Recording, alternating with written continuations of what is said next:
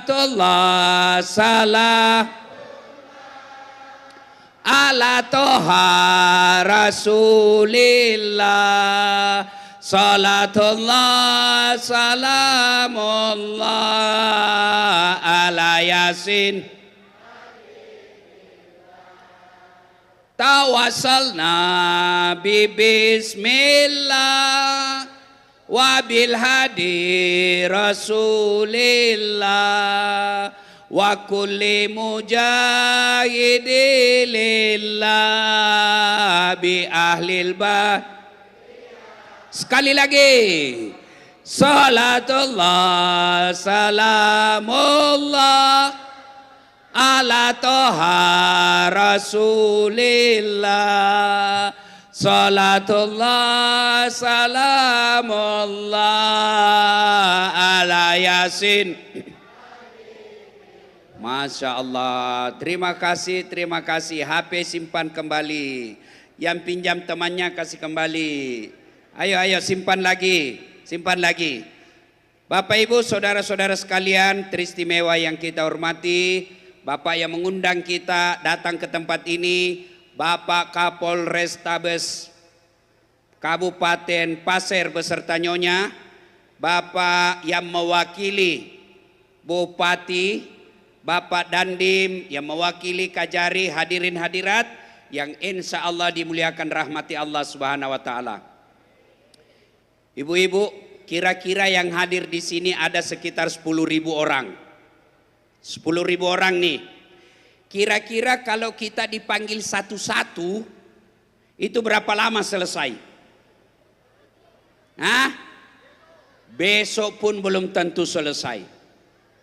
Nah, di padang mahsyar nanti dikasih kumpul kayak begini. Tapi bedanya lebih banyak. Karena jumlahnya dari Adam sampai kiamat. Berapa triliun manusia itu? Dari Adam sampai kiamat kumpul satu tempat, dan pada saat itu kata Nabi, matahari seolah-olah tinggal satu jengkal dari kepala. Dan Bapak Ibu harus percaya ini. Kenapa? Karena orang beriman itu ada 6 rukun imannya. Satu di antara rukun iman itu adalah percaya kepada hari akhir. Hari akhir itu di antaranya padang mahsyar. Pada saat itu kata Nabi, ada orang yang keringatnya sampai di tumitnya, ada yang sampai di lututnya, ada yang sampai di pusatnya, ada yang sampai di lehernya, bahkan ada yang berenang tenggelam gara-gara air keringatnya, sementara di sampingnya tidak ada apa-apa. Pada saat itu adik-adik, percaya kata Nabi, semua wajahmu berubah. Tidak seperti ini. Wajah kita sesuai amal ketika kita hidup. Kata Nabi, di padang mahsyar kala itu ada orang yang mukanya seperti ular. Bertanya sahabat, ya Rasulullah, siapa muka ular? Kata Nabi, mereka yang suka menjilat-jilat, mencari-cari muka ketika hidup di dunia. Ini biasanya di kantornya bupati banyak. Ini biasanya di kantornya Kapolres banyak. Setengah mati menjilat-jilat. Iya, iya Pak Komandan, iya Komandan, iya Komandan.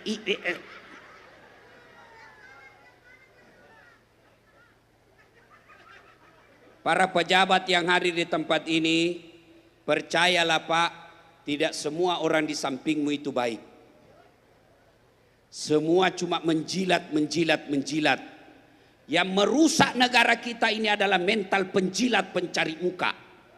Dia dongok, buntu, tolol, mau dapat jabatan. Caranya apa? Dia cari muka. Ya Pak, ya Pak, ya Pak.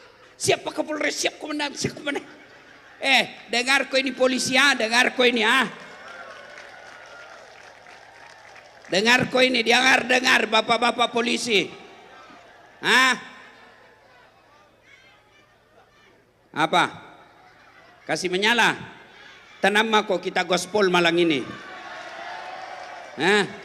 Dengar Pak, dengar bapak-bapak polisi. Jam mau kau cari muka sama Pak Novi. Sedikit lagi pas 1 tahun mutasi lagi. Cari muka kau lagi. Dan ingat, biar Pak Nopi suka kok, kalau istrinya ndak suka ndak jalan urusanmu. Kepala dinas, jam mau kau cari muka sama bupati, capek. 10 nasuruh kau kerja, 9 betul, 1 salah, yang salah na persoalkan. Kalian tim sukses, jama kau cari muka sama manusia, capek. Saya biasa malu lihat pejabat, lebih senior, lebih tua, bupatinya lebih muda, menjilatnya minta ampun. Dan ada di sampingnya anaknya, kau ndak malu itu sama anakmu? Iya.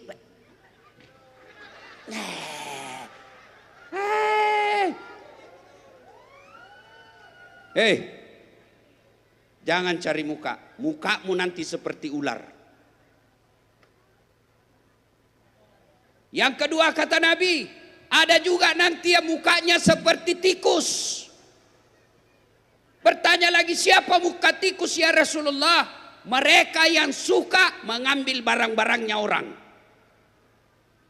Panga, perampok, koruptor, yang suka ngambil di rumah-rumah dinas.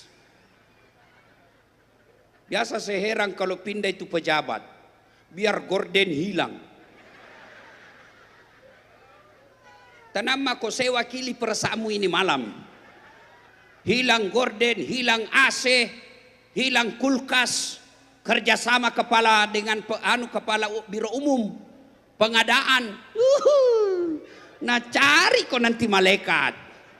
Nah suruh kau semua kumpul. Dengar ini para pejabat, barang-barang negara yang kau ambil nanti di padang mahsyar disuruh kau pikul. Kulkas, AC, mesin ketik, sendok, piring, gorden, kau pikul begini. Lewat itu Satpol PP, polisi setengah. Lewat itu kau Satpol PP dah bilang, Bapak paling yang ngambil, saya dipecah.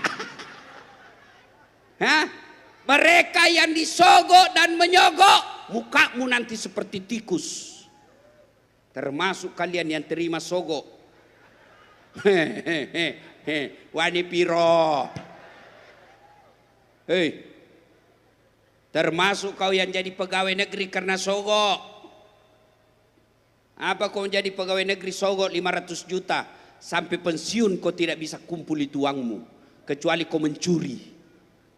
Apa hebatnya itu pegawai negeri?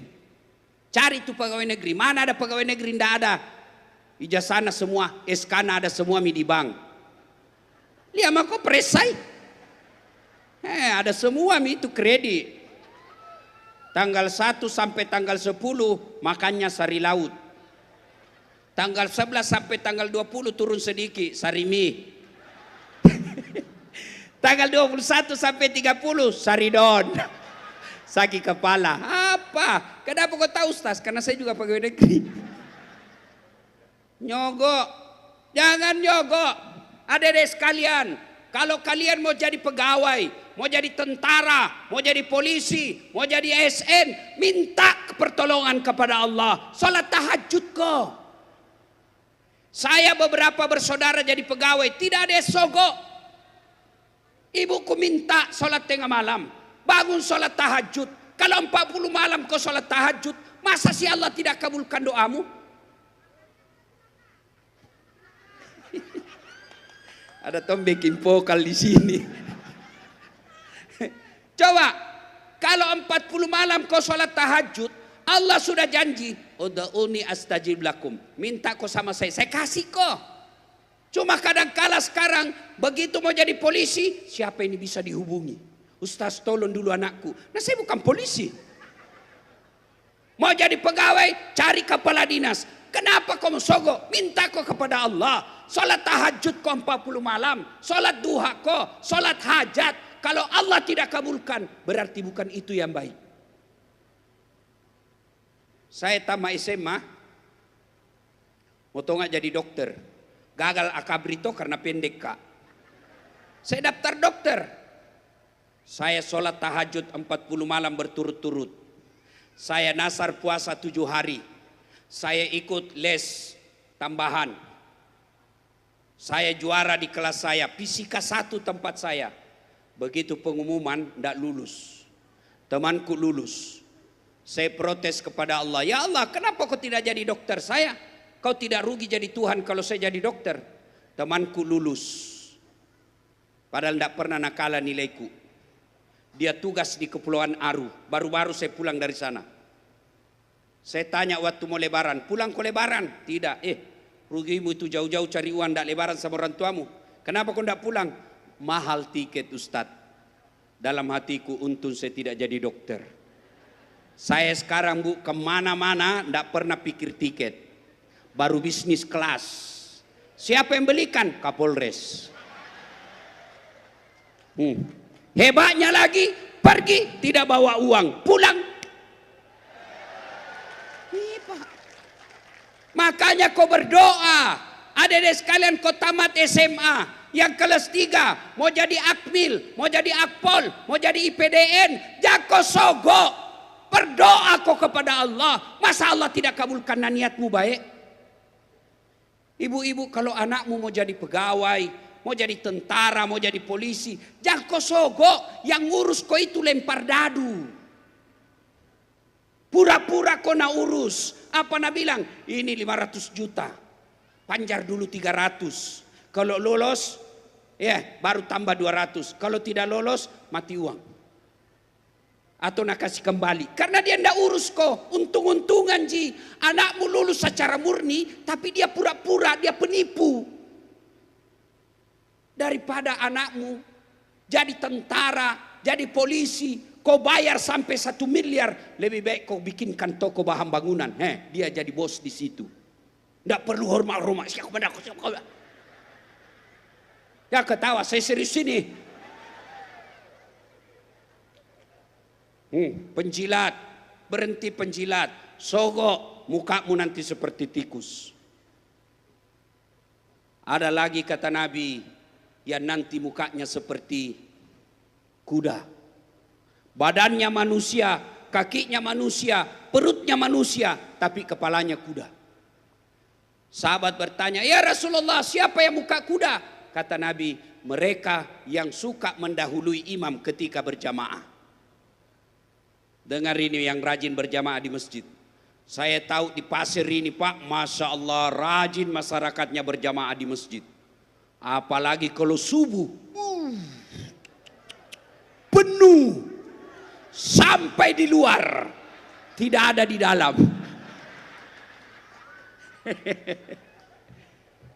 Ada anak muda sholat kala-kala Pak Imam.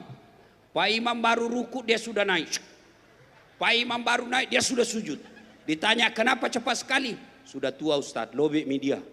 Baterainya tinggal 1 strap. Tidak boleh. Ada juga orang sholat terlalu cepat. Allahu Akbar, Allahu Akbar, Allahu Akbar. Tidak sampai 4 rakaat, tidak sampai 2 menit. Saya tanya, kenapa kok cepat sekali dek?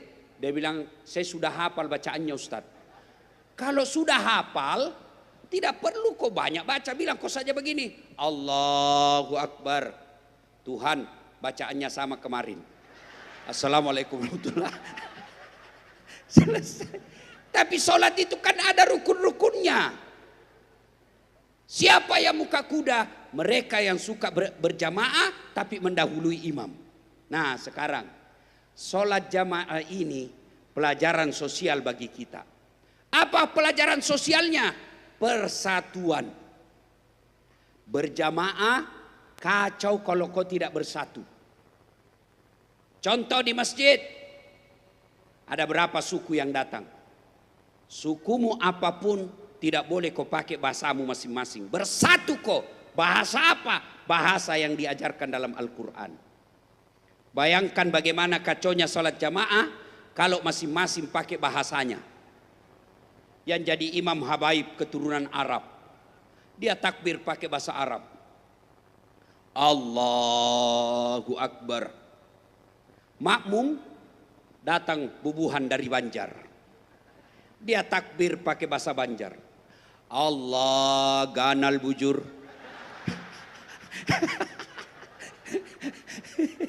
Itu baru dua. Masya Allah. datang juga orang Bugis. Lebih kencang suaranya. Pungala tala malopo.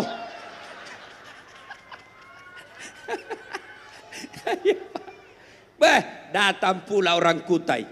Dia takbir tidak mau kalah, dia pakai bahasa Kutai. Allah, pore benih. Penjual nasi Padang masuk. Tidak mau juga kalah dia, pakai juga bahasa Padangnya.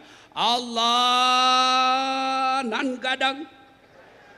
Mu'allab terakhir dari Toraja. Dia takbir pakai bahasa Toraja. Punggala ta'ala tonggo gajah.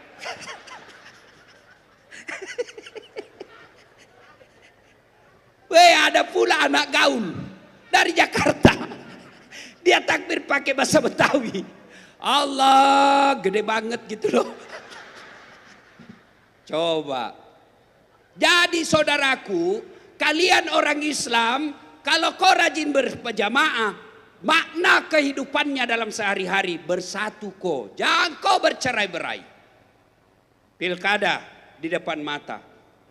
Jangan kau bermusuhan gara-gara beda pilihan. Ibu-ibu, bu, ini biasanya beda calon, tetangga baku musuh. Beda calon, bahkan suami istri baku musuh. Hei, bu, masih ingat waktu pemilu 2019? Masih ingat? Masih ingat? Siapa yang bertanding? Bapak Joko Widodo. Lawan siapa? Bapak Prabowo. Siapa yang menang? Bapak Joko Widodo. Siapa menterinya? Bapak Prabowo. Waktu debat satu paket. Kalian bertetangga dari 2019 sampai sekarang masih baku musuh. Itu biasa beleng-beleng. Apa kau dapat? Apa kau dapat? Kalau tim sukses baku musuh, wajar kenapa mau menteri. Tim sukses baku hantam, wajar cari muka mau jadi kontraktor. Tapi kalian bertetangga, apa kau dapat? Jak bawa namu masasa. Masasa, dekagamu runtuh.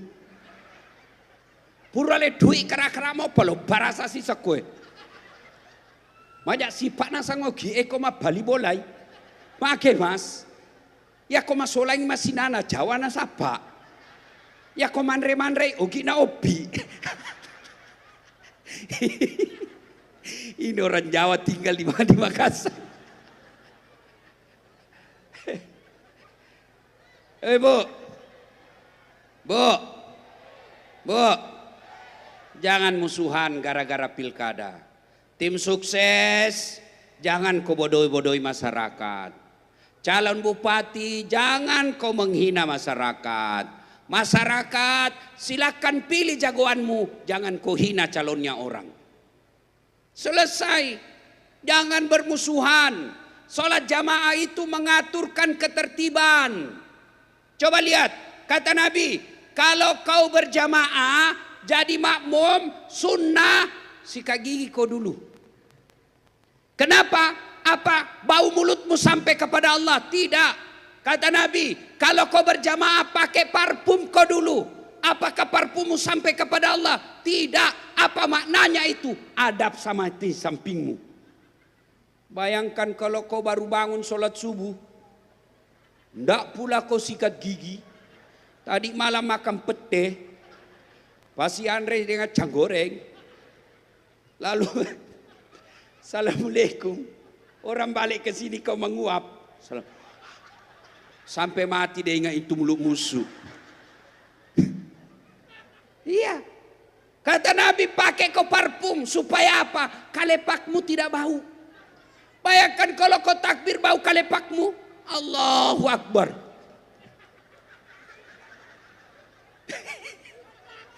Begitu kau lewat, Nabi sikit temannya. Bau kalepaknya itu. Kenapa kau tahu? Padahal di sampingnya salat. Weh, nasesa kak. Iya, apalagi kalau berjamaah, jangan kau ganggu orang. Ada orang berjamaah, rasa-rasanya dialah yang paling alim dalam masjid. Mulai takbir na ganggu memang maki. Allah. Weh, baca Fatihah kayak mau nagigit telinga tak. Alhamdulillah Malik yaumid. Pernah ibu dapat begitu? Bapak-bapak pernah dapat begitu? Ada lagi yang lebih ganggu kita itu. Nah, kasih pindah kaki, nah kasih pindah lagi. Kita kasih pindah kaki kita, nah kasih pindah lagi.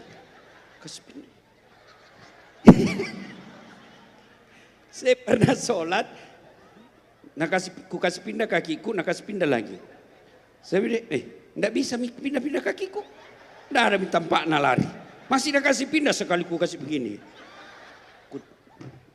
Selesai sholat, nah tanya, Kak, kenapa ditaranjai kakiku, Ustaz? Enggak tahu apa bahasa Indonesianya itu taranjak. Kenapa pijak kakiku, Ustaz? Hah, kau ganggu saya. Maksudnya apa? Itu karena kau sentuh jari-jari kelingkingku, jari-jariku kupikir. Saya bilang, kenapa kau kasih dekat? Nah bilang, supaya sap jamaah kita rapat, Ustaz. Kalau mau kau rapat, sapmu bukan kakimu kasih rapat, tapi apapun enggak. Sama siku. Kalau kaki rapat, bisa kaki rapat tapi sapmu longgar.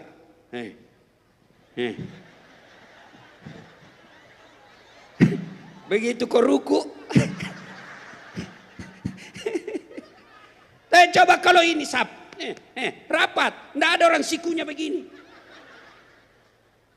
Itu maknanya, kalau kamu berjamaahmu rajin, jangan kau ganggu tetanggamu. Tetanggamu beda pilihan, biar tetanggamu tidak sama yang kau pilih, halal, tidaklah maksiat. Boleh berbeda pilihan. Jangan ganggu tetanggamu. Begitu pentingnya namanya bertetangga. Bertetangga itu kata Nabi, kalau kau bertetangga dan itu kau tanam pohon, ada pohonmu kau pohon mangga, lalu dia nyebrang ke tetanggamu, itu pohonnya manggamu, nyebrang pagar. Nih misalnya di sini pagar, ada rantingnya tetangga paha, cek. Maka yang menyeberang pagar halal bagi tetanggamu, boleh diambil.